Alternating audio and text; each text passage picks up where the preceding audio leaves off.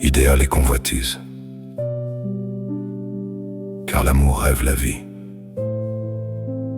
mais la convoitise la possède.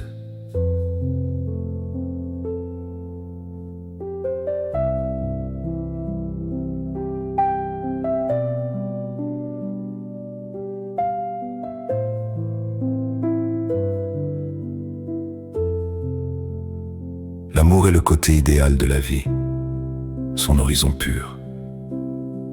Il rêve d'un don total, gratuit, sans arrière-pensée cachée.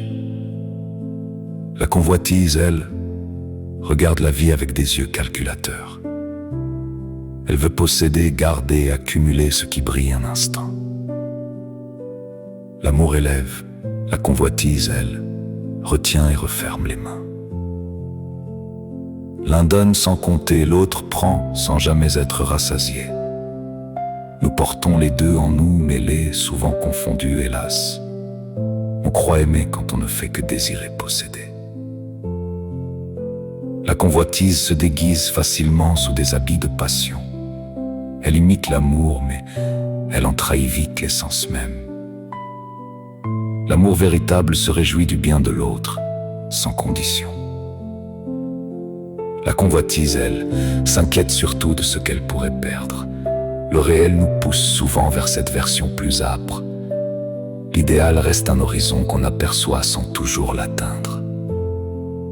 Vivre, c'est souvent naviguer entre ces deux forces opposées, tenter de s'approcher de l'idéal sans se perdre dans l'avidité. La vie réelle teste sans cesse la pureté de nos élans. Elle révèle vite si l'amour caché, une convoitise déguisée.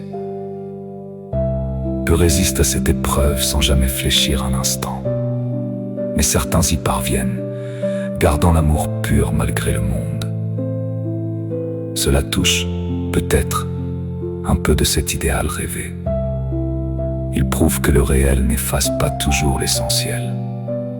Entre l'idéal et le réel, chaque vie trace sa propre voie. Et c'est cette tension qui, peut-être, nous rend pleinement vivants.